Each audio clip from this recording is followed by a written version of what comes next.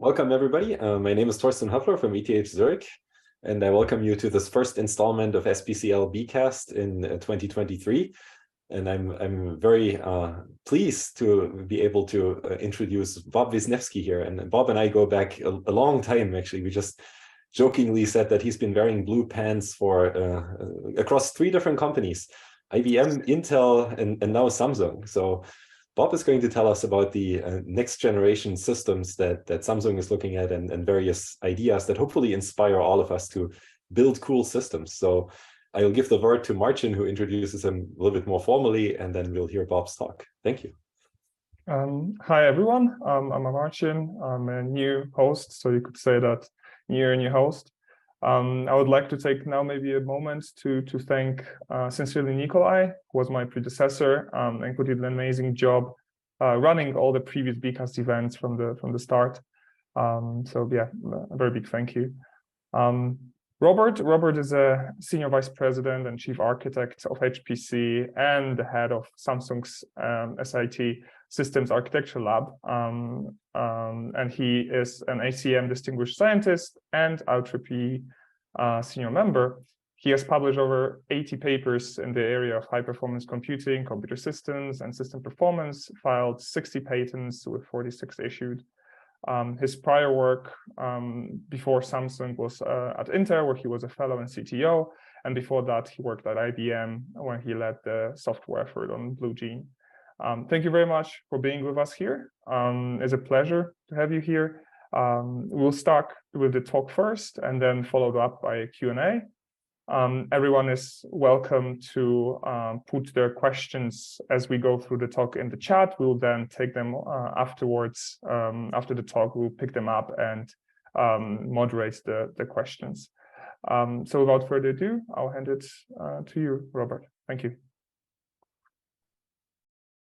Very good. Thank you. So just as a confirmation, can people hear me and see the screen okay? Yes.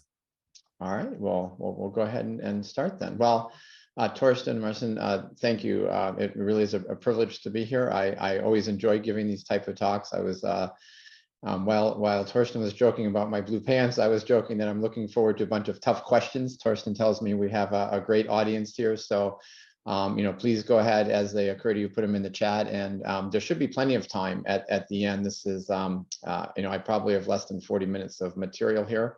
But looking forward to the talk. So let's go ahead and jump right in. Normally, so first of all, let me start off by acknowledging the increasingly large team. A few of these folks are actually on now, but the System Architecture Lab was newly created. Although Samsung is a very large company, which I'll tell you a little bit about coming up. I was employee 1, which is sort of this weird dichotomy between a startup and a very large company, back in April. And the team, I'm just so delighted that has come together. You see them listed there in the Systems Architecture Lab. So, I appreciate everybody's efforts. And then we partner very closely with a lab in Korea, which I'll say a little bit more about. And there are the key leaders there. So with that, and normally, when I was at IBM and Intel, I didn't do a lot of these type of, let me tell you about the company. But yeah, one of the things I found after I had taken this position and started meeting folks, they said, wait a second, you're in HPC and you've gone to Samsung? Tell us why. So I have a couple slides to kind of motivate, what Samsung does, tell you a little bit more about the company, and most importantly, some of the things I learned actually as I investigated. Most of us, at least me, when I thought about Samsung prior to this, I thought of smartphones, TV projectors, monitors, those types of things, and of course memory, right? In some sense, from an HPC community perspective, thank goodness HBM memory came along a decade and a half ago. But Samsung actually is engaged in many different activities, even in the electronics industry. But one of the things I learned is Samsung is a massive conglomerate, and they build the tallest buildings, they build ocean liners, they build oil rigs. It's just really incredible, the diversity.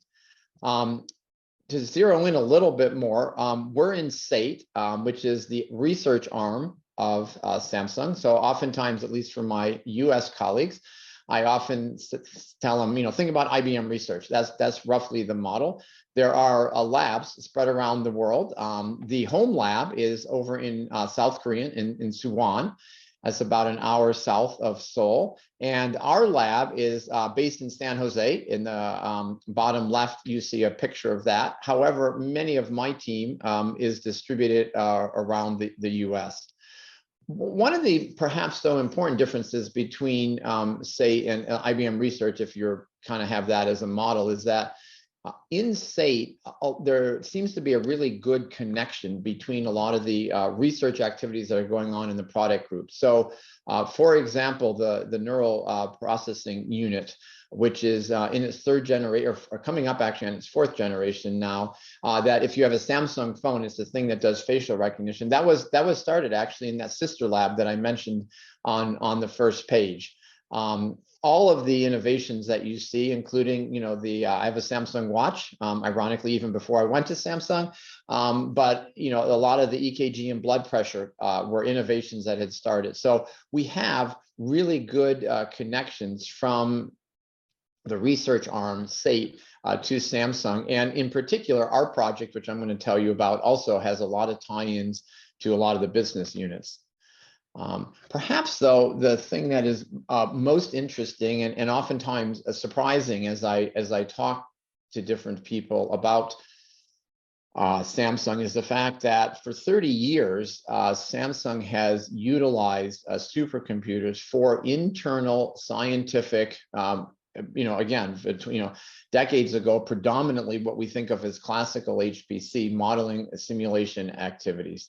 The first time we published a machine was in November of last year. So that was November of 21. And if you take a look at that time, it was the 11th fastest supercomputer in the world. It's now down to the 15th. And it was also the second, and this is going to be a theme that I'm going to pick up on a little bit later, but it was the second highest listed on the Green 500, something that is increasingly important. So you might ask, why is Samsung, utilizing supercomputing? So a lot of our internal needs have to do with yield projection, and as feature size is approaching the atomic level, doing a lot of MD and DFT simulations to be able to understand what any type of aberrations in the silicon etching do in terms of affecting the transistor. So although, like everybody else, a lot more cycles nowadays are being shifted towards AI applications, but some of those MD and DFT, which are memory-bound applications, a theme I'm going to come back to, have been running on our supercomputers for many decades. So I talked about the System Architecture Lab being created. We were last April. And our vision is to drive innovative technologies. And I want to call out, both for HPC as well as AI systems, although within AI systems, there's a focus on training. But we're not necessarily ignoring inference, depending on what model, such as maybe ChatGPT or something like that.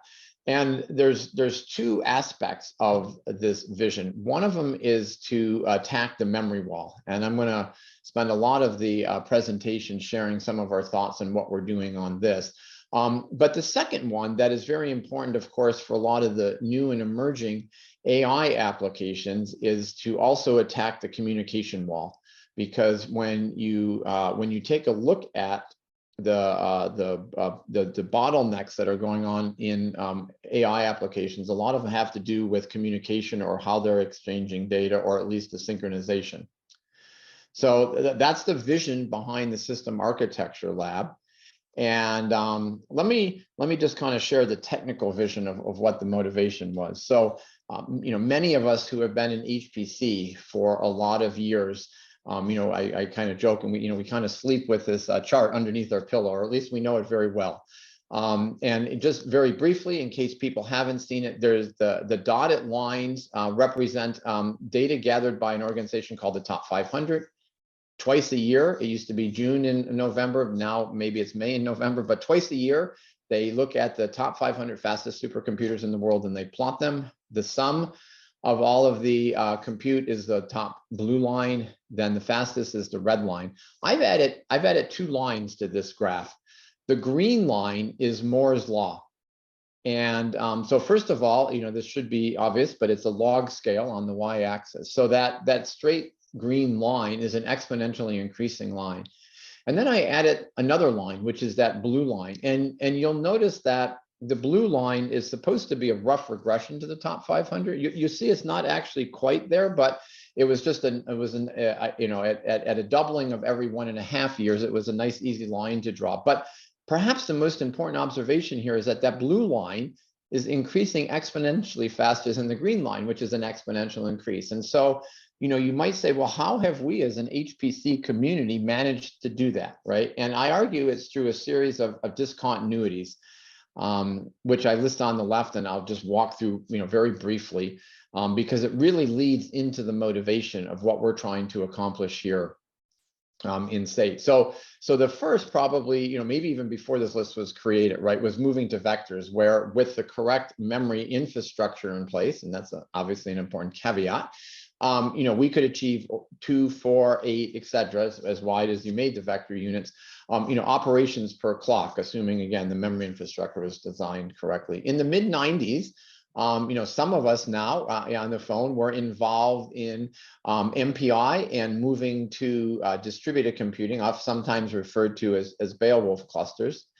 And again, that gave us another, 10, 100, maybe even, 1,000 factor in terms of how fast supercomputing, or the total power of a supercomputer. In the early 2000s, we then leveraged what a lot of the other community did, moving to multi-core and multi-threading.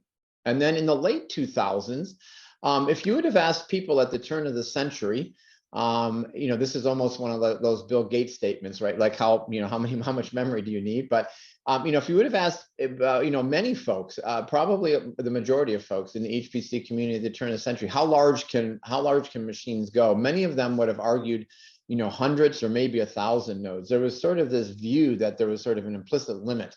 And in the late 2000s, I had the wonderful opportunity to work on Blue Gene, which by co-design from a both hardware and software point of view and focusing on ultra scalability showed that we could go to 100,000 or probably even more if there would have been somebody who bought it. So that was yet another 2 orders of magnitude. And today, arguably, we're in the discontinuity area of heterogeneity.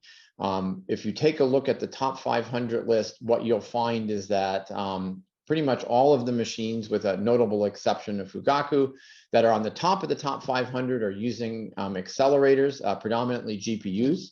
I personally believe over time that we're going to start seeing some other types of accelerators getting into the top 500. We'll see what happens there. But the belief and the vision of what we're trying to accomplish is that the next important discontinuity is something that we're calling memory coupled compute, or bringing memory and compute closer together. I really firmly believe 20, 25 years from now, just like vectors and multi-threading, multi-cores being ubiquitous, that 20, 25 years from now, pretty much all computing is going to be this tightly coupled memory and compute together. If you take a look at the technology trends and a lot of the challenges facing not only the HPC community, but oftentimes HPC technology flows more broadly, you'll find that there's a lot of challenges in terms of memory bandwidth and in terms of the power that memory bandwidth drives. And I'm going to speak to that as well. But I talked about attacking both the memory as well as the communication wall, if you remember a slide or 2 ago. And so the neat thing about the memory coupled compute design point that we're driving, and I'll say a little bit more about this, but it also then frees up a set of pins that otherwise would have had to couple the memory to the compute, and now it frees up the pins, or the shoreline, the physical real estate of the chip that you were using to connect to memory, and now you can have much greater bandwidth of communication. So we're looking at factors of 2 to 4x over otherwise current technology in terms of being able to drive additional communication bandwidth. So that's the overall vision. Let's talk a little bit more about what we're focusing on. So I spent already a while talking about this notion of memory coupled compute. I'm going to come back on later slides and dive into well, not exactly, but from a high level, what we mean about it. But there are some other innovations that are important as well. One of them is something that we're calling a supernode. And so this is taking a lot of these memory coupled compute components and putting them together, utilizing this very, very high bandwidth that I talked about in terms of being able to access these additional pins. But beyond that, adding some other interesting features, capabilities, such as the ability to do atomics within a supernode, or potentially even the ability to write directly to other supernodes' memory. The goal and the vision that we're trying to accomplish out of the supernode is to be able to have a very large connection. Think, hundreds to maybe low thousands of these memory coupled compute components working together and be able to utilize it as if it was an SMP. Whether we'll get fully all the way there or not is, part of the research, but it's a very compelling vision, especially when you take a look at a lot the data sizes, a lot of the LLMs and other, deep learning algorithms that are coming up. We're focusing on energy efficiency. I'll tell you why the memory coupled compute provides that, but we're also taking a look at, one of the challenges about providing this massive bandwidth within the supernode and really good high bisection bandwidth as well is the fact that drives a lot more paths and a lot more switches. So in order to make sure that we still have a reasonably balanced system, we're focusing on technology. And finally, an effort that I had, really felt strongly about, that I've been working on for 3 years, is this notion born of the observation that, many decades or many years ago, decade plus ago, GPUs were difficult to use. And one of the reasons why, loosely speaking, is they sat on the other side of a narrow and very long straw, right? The straw representing, of course, the how many the data that you could pull over. Over time, of course, GPUs have gotten closer together. But we really believe that in order to make best use of accelerators, that you want to have them very tightly coupled, and that this means high bandwidth, low latency, and a good memory model. In the rest of this presentation, I'm really going to focus on the first 2 of these. But happy to take questions, or happy to have follow-ups if people are interested in the others, because they're also exciting.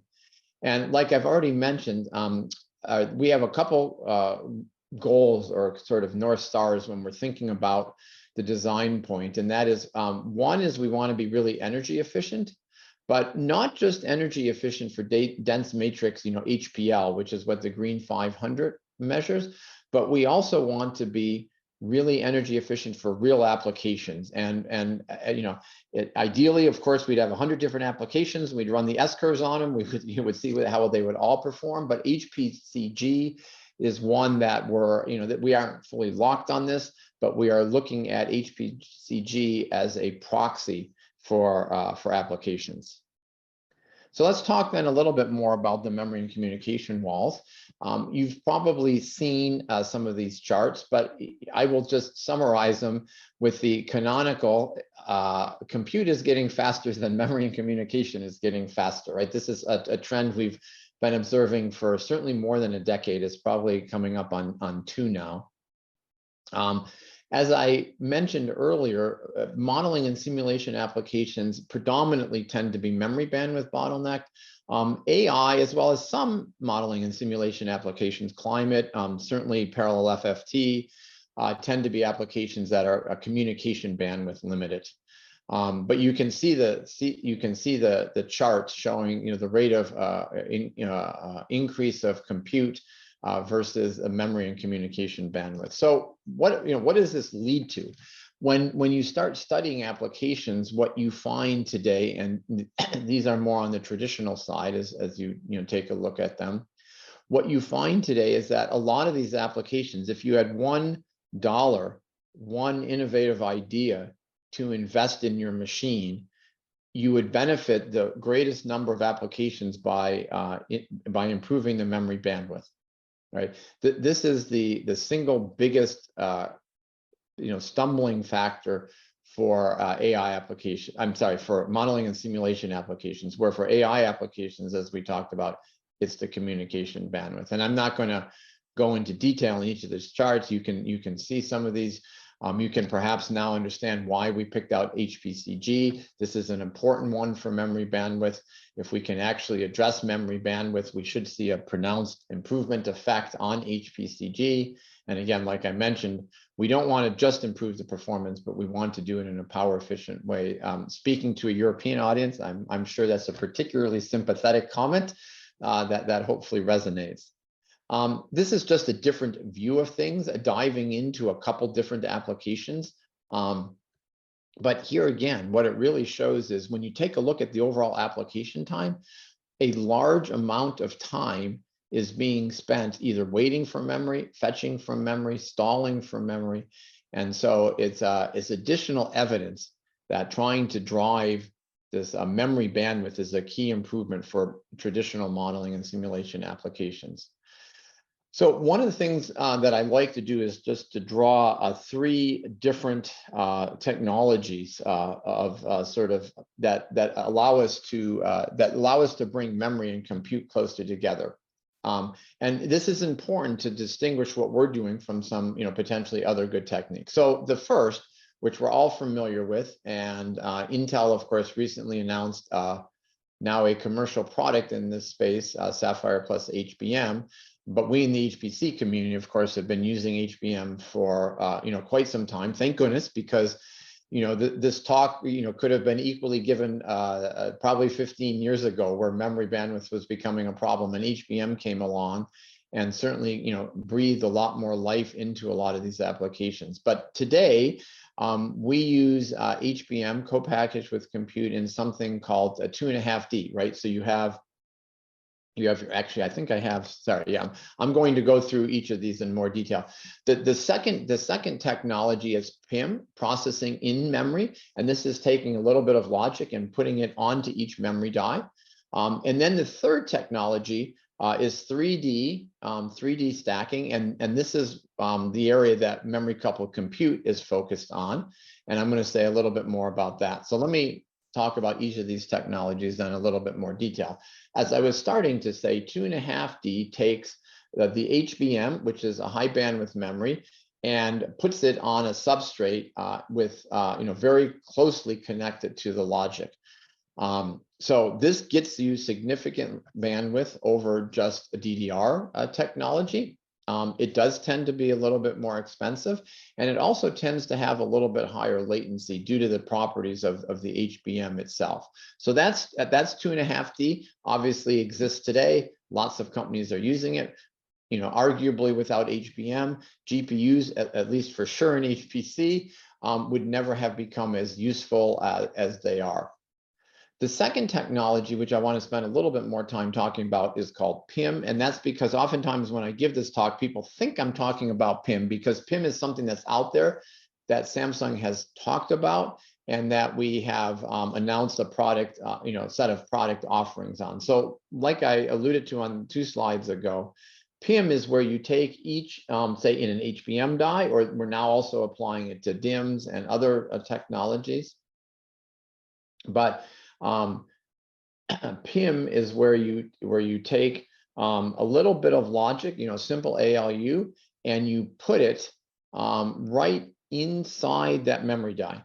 And so what are the advantages? Well, that's as close as you can get, right? That's as close as you can get to the memory. So it will use the least amount of energy. Some of the challenges, though, are the fact that, give me 1 second here.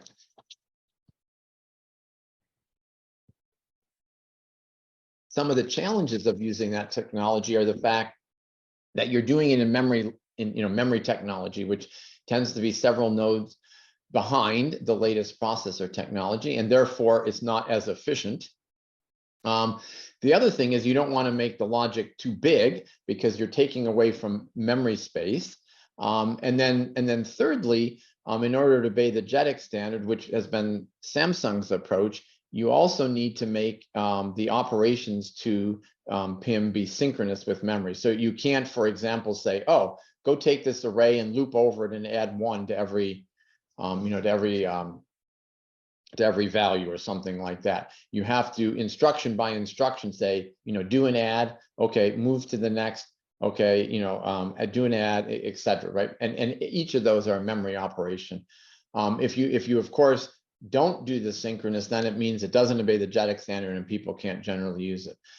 Nevertheless, even with these constraints, Samsung has shown really amazing values out of PIM for certain targeted applications. They've been focusing on the AI space, and they've been able to get 2x improvement or about 1.8x improvement in performance, but about a 3x improvement in power or in energy efficiency. So finally, 3D stacking or memory coupled compute it's taking what you see here, taking the memory and logic, and rather than having an interpose them, put them directly together, right? And while the exact technologies that we're using for my project, I'd be happy to set up an NDA conversation with. AMD is doing something called Vcache, which is different than what we're doing, but that's a real instantiation of taking memory and compute and putting them closer together. So what is the value of this? Well, one of them is energy efficiency. So if you look at the bottom right, and you take a look in the top diagram of how much energy it takes to move a bit from a memory cell to a particular register. If you move to what in the top diagram is on the right, you can save roughly 2/3 of that power. You don't have to go out over the PHY, you don't have to go across the substrate, you don't have to come back into the compute. And so there's a significant energy savings, but also in this architecture, you can add generic logic, right? So you're not constrained. Well, obviously you're constrained by area. There's just certain physical constraints, but you don't have near the same type of constraints as if you're trying to add logic into the individual memory cells. So the logic can be general purpose, and so this is an area that we're calling memory coupled compute.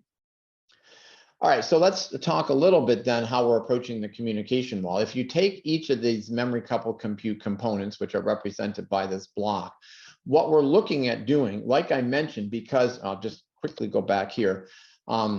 If you think about the amount of physical connections that have to be made out of that logic in the top diagram over to memory, right? If you're going to have reasonable bandwidth using HBM, there's a lot of pins or a lot of nowadays balls on the VGA, right, that are coming out of the bottom of the die that connect over to the memory.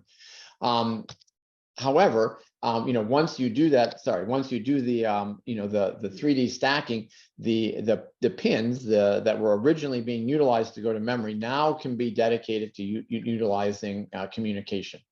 And so one of the things that we're also doing in this effort is to look at designing what we're calling this super node, right? I mentioned that earlier, which is a collection of hundreds to small thousands perhaps, and the design point will be done in partnership. And what we're doing is we're figuring out not only the fact that we have higher bandwidth, but because we're doing a semi-custom fabric, we have the capability to add in other capabilities to leverage the fact that we can have 1, really low latency, and 2, really high bandwidth. And so the first thing is that we're trying to, as I mentioned, design this machine for both HPC and AI. So this custom fabric, because we have these additional pins and driving some innovative technologies, will have both high point-to-point, which is generally desired for modeling and simulation applications, because oftentimes you're doing these nearest neighbor or stencil computations, as well as high all-to-all bandwidth, because that's really important, again, for some modeling and simulation applications, but particularly for the new class of AI applications. And in addition, we're looking at doing collectives and other smart things in the network to facilitate the type of communication patterns, where that's a broader term of making sure all these nodes within the supernode are communicating. So, what does this yield? These are semi-generalized, but these are taken from real machines. And on the left, this is a traditional modeling and simulation application. So one thing I should note is that on the left is performance, so up is good, and on the right it's time, so down is good. But on the left, what you're seeing is the memory coupled compute component on an application, again, on a traditional modeling and simulation application. And what you're seeing is two things, is that when you're within this memory coupled compute component, that's left of this vertical line that's drawn here, you see a pretty quick uptake, and that's because you have significantly higher byte per flop ratio within this memory coupled compute component. However, even when you get beyond the memory coupled compute and you're within the supernode, which is represented, say, by the middle third of this graph here on the left, you're now getting the advantage of this additional, or this much higher bandwidth between these memory coupled compute components. And eventually, once you get to an overall large HPC system, our intent is just to use a high performance network. And so you'll see then sort of a leveling off where it's consistent with the other machines and you don't see additional improvement. So on the right is an AI application. And one of the things that we've done here is on the left, that memory coupled compute component was just done with compute cores, where on the right, we're exploring not only using memory coupled compute cores, but an accelerator. If you remember, one of the 4 key innovations I talked about that we're investigating is how to bring generic or compute very closely, tightly coupled with accelerators. So the dashed green line represents that design point. Obviously for AI applications, having a BF16, having a BF16 capability or very high BF16 capability is important. And so the line to focus on the right graph really is that dashed, or I don't know, semi-dashed green line. But there again, there's a couple regions. The first thing you'll see is obviously acceleration matters. But the other thing you'll notice is that the ability to have this high communication also has a very positive effect. Okay, so I'm going to spend just a couple minutes talking about software. I'll conclude, and then I'm looking forward to some questions. So one of the things whenever anybody comes up with a new architecture is if you're an applications person, you should be asking, fine, all well and good, how am I going to utilize it? So our intent is to be able to support effectively on this new machine, on this new architecture. The traditional, I guess there's 3 different stacks nowadays: the traditional modeling and simulation stack, the standard AI stack, so whether that's TensorFlow, PyTorch, et cetera, or data analytics, right? And this would be on top of a standard offering such as OpenHPC. So hopefully, if you're an application developer and you're looking at this chart and you think about your, the thing you're most familiar with using, you see it there, or at least a very close representation thereof. So the short of it is, from a software point of view, the intent is to make, being able to leverage this hardware fairly productive. Let me just say a few more words what we're thinking from a software side. I already alluded to that on the previous one, but we're looking at using standard programming models, right? We're not going to introduce anything new. We'll support, if you use OpenMP and you're coming from a traditional modeling and simulation application, we'll support that. If you're coming from a CUDA or GPU, more likely it would be something like SYCL or OpenCL. Those are good matches, and we'll be supporting that. We'll also be supporting the ability to have a translation which allows you to move from something that's written for GPUs into something that is suited for this type of machine. We're going to be focusing on, within that super node, of doing a true co-design where we look at MPI, SHMEM, and other types of runtimes, and they're being able to ask the hardware, the networking team, can you give me this feature, or can you give me that feature? So in addition to having a new programming model that I talked about in terms of allowing the super node to be used a lot like an SMP, if you're coming and you just want to use MPI or you just want to use SHMEM, we're going to also add in capabilities within the supernode to make sure those really work well. We'll be providing Linux compatibility as well as some work that I had done previously, in fact, going all the way back to the Blue Gene days. Today, when you take a look at managing a machine, what you find is there's a lot of good individual open source offerings or even commercial offerings out there. Some of them even scale reasonably well, but by and large, they don't interact with each other, right? So, you know, if you take Slurm and Wearable, they're actually kind of reasonably tied together. But if you take a generic resource manager and a generic provisioner, oftentimes they don't work together. And they certainly, you know, don't provide information in the same type of searchable schema. You know, when you start talking about the power management and, you know, a node failure, a network issue, a memory fault, etc. And that's why tools like Splunk exist. And, you know, I think those are, you know, while it's a, you know, pretty cool tool, that's more of a patch on top of what would be the right architecture, which is providing all of this information in a unified way and allowing different classes of users. So whether you're an application developer versus you're a system administrator versus you're a vendor wanting to get information about the system, different views into the same unified database schema. So that'll be you know, an important aspect to designing a large system as well. We're also focusing on storage, both just because, of course, moving data around is important to HPC applications, but also with the increasing part count, moving to post-exascale machines, it's going to be increasingly important to be able to checkpoint at higher rates. So having a storage system that supports this, right? Think about this, you know, I could give a whole talk on this, but think about this as an evolution of burst buffers, right? Burst buffers were put into place, you know, a decade or so ago, you know, primarily, not solely, but, you know, a big motivation of them was being able to do efficient checkpointing. And then finally, of course, we're focusing on AI and big data frameworks and making sure they work really well on the system. So just, you know, pulling this all together, you know, we are the people that you saw listed on that first slide and the acknowledgements. You know, we really believe now is the right time. People ask me, is this entirely unique? I heard company X or company Y working on this. Then, you know, you probably have, and they probably are. You know, technology does tend to move along in certain stages. If I had told you we were going to do this machine, you know, 15 years ago, you should have called me on it, right?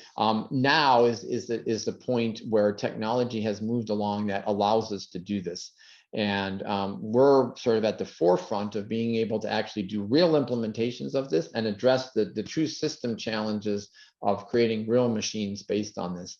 Why at Samsung is because Samsung is a world leader in memory technology and also, of course, silicon technology. So if you believe in the importance of doing memory coupled compute, Samsung is a great place to do it. If you're graduating in the near future, send me your resume. We still are hiring lots of good folks. You know, so first of all, when we do this initial integration of putting the memory and the compute and the communication together, we're going to get an initial win. But I also believe, just like when we started putting multiple cores on a chip, that, you know, there was an initial win and there were additional optimizations that happened. So I think this is the first step of what is going to be a very fruitful investigation. I want to emphasize again that we're, you know, working on AI and HPC systems, and we are looking for partners to collaborate to innovate the future with us.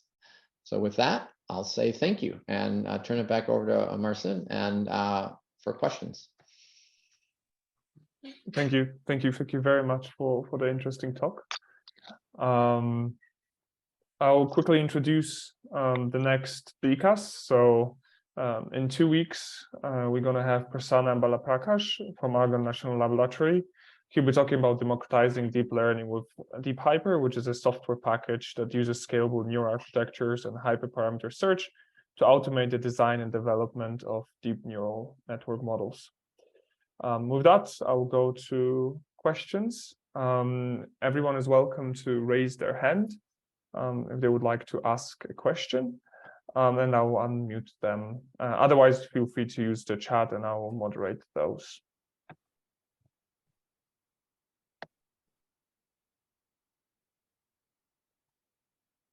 If we don't have any, and I don't think we currently have any. Oh, I okay, have a Thorsten question.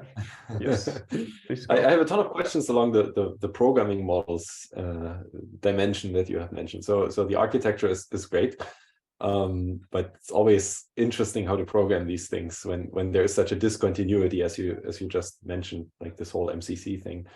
You mentioned that you wanted to make standard programming models work.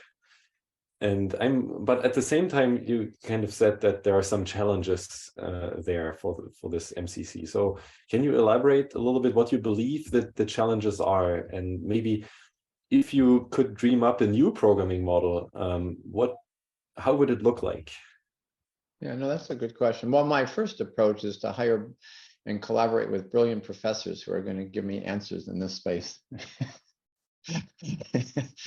Anyway, so, you know, the short of it is I think HPC, Thorsten, is different than where it was 20 years ago. You know, if I told you I have a new programming model, I mean, it is true in some sense that CUDA came along as a new programming model.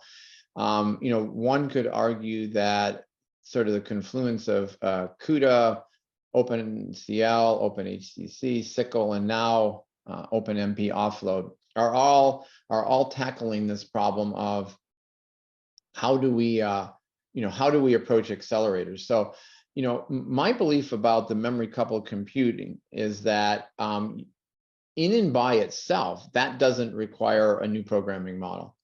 Where I think the interesting approach is that a new programming model, or at least a modification to a programming model, could be valuable is when we approach things from the supernode perspective. You know, I'd like to think, and you know, this will need to be borne out, that if all we did was memory coupled compute and we just put a CPU and we had, you know, really fast memory, you know, we're not deepening the memory hierarchy, although that's a slightly separate conversation. You know, we might talk about capacity issues with our design, but we're, you know, with just the memory coupled compute, but because we freed up these pins and we're trying to do something innovative from a supernode perspective, I think here is where the opportunity is to, you know, re-examine our programming models, or at least our memory models. And the reason I say that is because, you know, again, the supernode, while, you know, not exclusively, is predominantly focused on really trying to allow us to do, you know, interesting large model AI applications. Again, I think it's still going to work really well for some HPC applications. And you know, I think it's, you know, it's reasonable when you take a look at the history, the evolution of how AI have been programmed. They've had a very hard constraint, right? And that hard constraint has been, you know, they have to run well on GPUs, because that was the type of compute that was providing these cycles. And so I think that the models that we've, just as a large community, have had to utilize have been, you know, unnaturally constrained. Just, you know, and this isn't, I'm not blaming GPUs. It's not that I hate GPUs or anything like that. I'm not saying I don't, but the way that we've had to program and the way that we've had to utilize accelerators, I think, have been unnaturally, you know, constrained. And then the way that we then extend that model into these multi-node entities, you know, are sort of a consequence thereof. So what I really believe that we should do is, you know, ideally, it would be nice to be able to go back to models where the programmer can specify the parallelism is separately from the data, right? Because over time, the way that architectures of the GPU forced us to do was to identify the data, to identify the parallelism, and kind of treat them sort of awkwardly together, because you had to in order to get good performance. But if the programmer could just say, here's the structure of my code, here's the parallelism, you know, I'm not trying to propose a you know, an automatic parallelizer that's going to take, you know, these hundreds or whatever, you know, nodes in a supernode and just magically make everything work. But for the programmer to identify the parallelism and then not have to worry, or at least focus on the data, right? So if we think about programming models that you know, allow you to specify that, and I think, you know, I don't think we need to invent a new one. I think there are ones that are existing, that are out there, that are working. So that is interesting. If nobody has another question, then I would like to follow up on this immediately. There's one question in the chat. So the question is, there's a plethora of kinds of accelerators in markets such as GraphCore, Samba, Nova, etc., which are dedicated or are known to work well on certain kinds of AI applications. Do you think this trend will grow? What is Samsung's take on it? Okay, so I guess that's just sort of a generic question. I think I've heard it referred to as the AI wars. In some sense, I think there's arguably too many AI startups that not all of them can be successful. So I mean, this is maybe just a motherhood and apple pie statement, but there's going to be a reduction in terms of the number of AI engines that are out there over time. That's probably just an obvious statement. Samsung I actually mentioned the NPU. So, predominantly we're not a compute company, but there are some, we do have a neural processing unit, which again, if you have a Samsung phone, it's in there, it does facial recognition. We also, a while ago, publicly had something called an RDA, a reconfigurable data accelerator. So in some sense, these were both, by the way, sort of for edge inference, client, however you want to say it, whatever your focus is. So we haven't been focusing, Samsung has not been focusing too much on compute. Having said that, we do partner very closely with different companies. I personally believe that this memory coupled compute model is, I think it's going to be a painful shift for the industry. Today, when you buy machines, this is true, whether it's cloud, whether it's enterprise, whether it's HPC, I guess it's good for Samsung. An increasing amount of dollars are going to the memory just because of the way, things are being driven.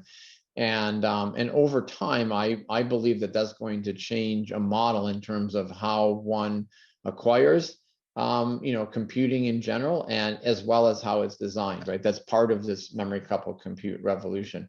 I know that's not specifically addressing the AI. I do think, we are partnering, we do partner, Samsung partners with, some of these AI startups, loosely or tightly. There's probably been announcements about them. I don't know which ones are public and which ones are not. But in general, Samsung doesn't necessarily, partner with just one. If there's an AI partner who's interested in working with us, who wants to use our foundry, wants to use our memory, we absolutely work with them. We're very much sort of, wanting to support the entire ecosystem that's out there. I mean, from a Samsung perspective on AI. So I kind of gave you my view of what's going to happen. And then, Samsung's approach, of course, is not to say, oh, we're only going to work with you versus you, or we do tend to try to support all of them that are interested in partnering. Thank you. You can go, Torsten. Yeah, I have the kind of the follow-up question. So yeah, it seems like you like the PRAM model when you said we specified parallelism and we don't care about the data movement. And this is also supported in your slide. Well, this is what you just said somehow, right? Yeah. Which resonates with me, and that's why I'm asking. It would be super cool if we could all ignore much of this, at least to a certain extent, right? We're not going to ignore it. That was why I was grimacing. I mean, yeah. To a certain extent. When you add that, then I'm smiling. I exactly understand what you're saying, and then but I want to dive a little bit deeper on this on one of your statements on your last slide. There was this statement, coherent shared memory within a node. I mean, my first reaction was like, seriously? Yeah, that was there. And could you comment on this plan? How big is a node? How big is the coherent shared memory going to be? It's one more back. On the yeah. Okay, so yes. So wait, let me just finish that. How big is a node going to be is the question, and how will that work? So sorry, go ahead, and then I have a follow-up question as well. Yeah. So the reason why I think at some granularity coherence is important is in part having to do with the fourth of those innovations that I'm talking about, which is being able to effectively utilize accelerators. I personally believe that one of the challenges, or one of the reasons why it's been challenging to use accelerators, is because when you move there, it's a different I mean, years ago, it was just an entirely different memory space, right? Over time, there's been like unified shared memory or things like that. So it's clear that, GPU or accelerator providers are realizing the pain of having the memory in a completely decoupled way. I believe that if when I say tightly coupled, I draw three characteristics of tightly coupled, but I believe, and I'll come back and define them in a second, but I believe if we can have a tightly coupled accelerator with a general purpose compute, it will be, it will be more productive to use. Generic application programmers without a lot of expertise will be able to use them, and the accelerator will then be able to be used in a broader portion of the market. And so what are the three properties of tightly coupling? Very high bandwidth, very low latency, and then shared memory, coherent memory, so that you don't have to pay attention to it. Now, once I say, shared / coherent memory, we can argue, does that have to be done in hardware? Or is what a lot of GPU vendors are providing, sort of this unified shared memory, sufficient? When you look at applications and you ask, what percentage of your application can be offloaded to the accelerator? One of the things that you'll find is a much greater percentage of your application can be offloaded if you can expose and support finer grained parallelism, right? And this has been true for a decade and a half. I remember back when MPI plus X was just MPI plus OpenMP in reality, which it isn't anymore, yes? Even there, they were, the application programmers were saying, doggone, these OpenMP loops, they take too long. So if you think about that, I would say as a community, there's been a lot of machines that have shown academic benefits to scratch pads and things like that. But in the end, if you really want to get the productivity and you really want to drive this fine granularity, having that coherence is beneficial, right? So that's the primary motivation behind the coherence. Now, how large does it need to be?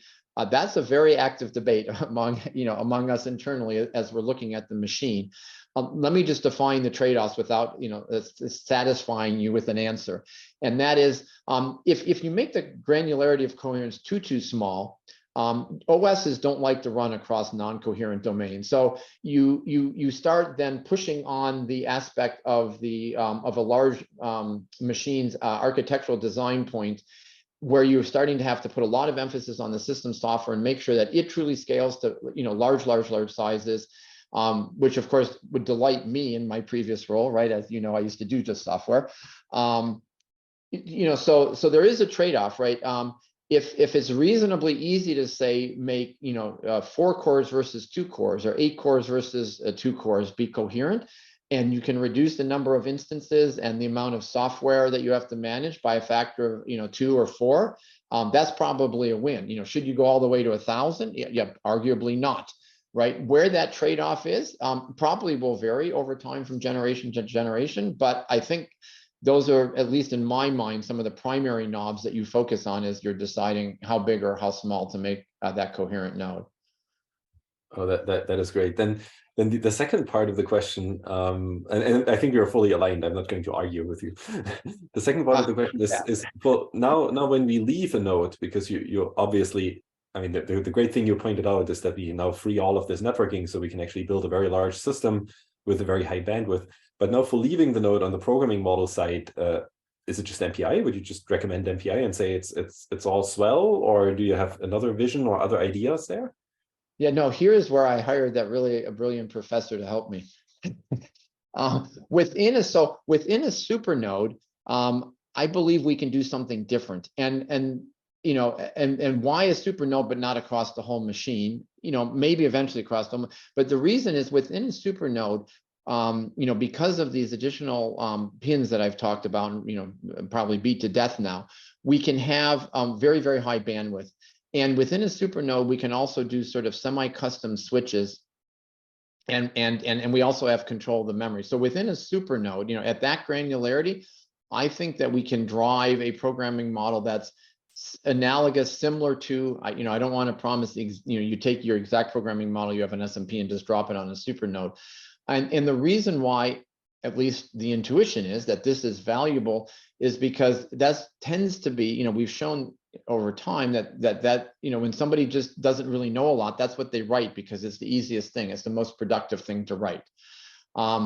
the reason why, at least at this point, based on where I see technology going, maybe if the vision of photonics with these, ridiculously massive bandwidths, to tens of meters work out, maybe, in the future, we'll be able to extend this. But the reason why I just see it within a supernode currently is just because of the, the physics, the numbers, the latencies and the bandwidths. Once you get beyond, this certain granularity, in some sense, what we're really trying to do is to, make the, and I don't want to call it a node. That's why we're calling it a supernode, right? Because it's not truly hardware coherent, but we're really trying to look at the supernode as something that you can think about as a tightly coupled entity and not use MPI. I mean, you could use MPI, it'll run better on it because of that second bullet that you see there. But the goal is that we would use a programming model that's much more similar, or perhaps one that did run on an SMP with certain restrictions. And again, that's a very interesting research question, as I know you agree. I see. Wonderful, wonderful. Then my last question for this session, great talk and great answers, is, you've been working on programming models, but you've also spent significant time at Intel working on operating system interfaces, and systems aspects. And so you have alluded a little bit to that in your talk. And now it gets super interesting as you're building this large node and then this large supernode and potentially a system consisting of multiple supernodes.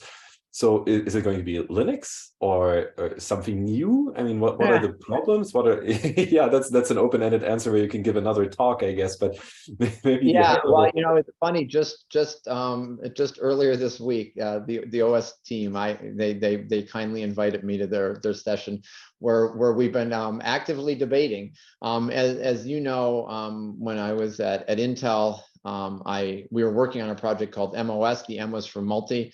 It was actually based on a research initiative that I kicked off at IBM many, many years ago called Fused OS.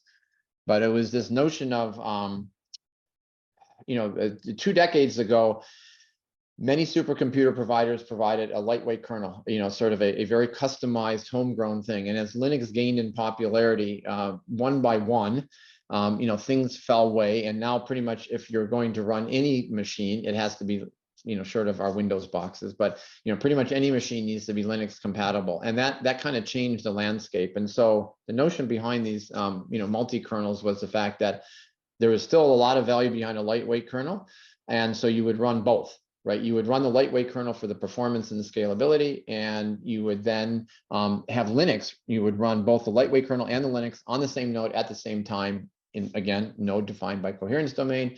And for any of the calls that you didn't want to handle in the lightweight kernel, Linux would be there to process it. So that was sort of the vision behind, the multi-kernel approach. And there was actually several companies. For what it's worth, Riken did this. It actually runs on Fugaku, something called MC kernel, slightly different architecture. We had a great collaboration with them. So so where are we going? Kind of winding the clock forward. The nice thing about lightweight kernels and that is that Linux. And this is not a criticism, it's an observation. Linux is a slow-moving entity because it needs to support a massive breadth of different types of platforms. And so HPC tends to live on the bleeding edge of technology. And a decade and a half, maybe more ago now, when large pages first came out, in the lightweight kernel in CNK on Blue Gene, in the first generation, we had large pages working transparently to the user and everything was great. And it took Linux, more than a decade before it was even, arguably somewhat usable. And again, it's not a criticism of Linux, it's just an observation in that, any new technologies, you can't just go and put something into Linux because it affects such a broad community, right? And the broader community isn't necessarily utilizing it. So the reason why we're considering going down, a path of utilizing something like a multi-kernel or lightweight kernel, because it really, given the fact that we're sort of breaking new ground in the space, it allows us to innovate, innovate quickly. Nevertheless, I'll argue with myself here. Linux Linux is amazing. They have a huge community behind them. A lot of them are very smart. They tend to be very good software developers. And so over time, Linux continues to improve, right? And so it's not clear that indefinitely that a particular design point of one of these innovative kernels will stay ahead of Linux. The value that I see it really having is it allows you to get ahead to explore things much more quickly, sorry, than if you have Linux. And so, the jury is still out, very actively out actually on that, on the OS direction that we'll take. But if you look at my team, you'll notice that at least 4 of us have MOS pedigree in our background. So it certainly isn't out of the question that we might, use that at least as an investigatory tool. Thank you. We have one more question in the chat. It's a bit of a long one. There are a variety of techniques to address communication noise that impacts application execution time. Algorithmic approaches include design of application-specific transfer protocols and distributed algorithms that tolerate latency. System-level approaches include disaggregated architecture, where one can have some sort of standalone memory or storage racks to enable longer but more predictable memory access latencies. What's your opinion on this problem of tail at the scale, given the growing scale of HPC machines and networks? Yeah, that's a tough question. Arguably Cray and I guess now HPE tried to address this with Slingshot. If you've seen any of their talks, so first of all, I should, for people who don't know me, you should know that my true passion and something that I've worked in a long time is, trying to drive ultra scalability, right? And that approach or that focus, sort of slants the answer to this question. So, I personally believe that tail latency is going to continue to be important. Maybe this is just a hope rather than a belief, but some of the most amazing science that we've been able to accomplish with these HPC machines have been done at scale. And so, I truly believe that even at the exascale and post-exascale, that there's going to be applications that will want to run at near scale, or hopefully ideally at scale. And, maybe it's fewer, I've heard that argument made. But nevertheless, at scale, then these tail latencies these matter. So in order to address them, I think the person started alluding to some of the aspects, but this really needs to be done in various components of the system, right? This is not a networking problem in and by itself. It's not a memory problem in and by itself, and it's not a system software problem in and by itself, right? All of these need to come together to be able to address the latencies. Now, having said that, this really was primarily motivated by sort of at scale HPC applications. If you take a look at a lot of the literature and motivate and interest coming out of the cloud, for different reasons, they have started paying attention to tail latencies as well. Not the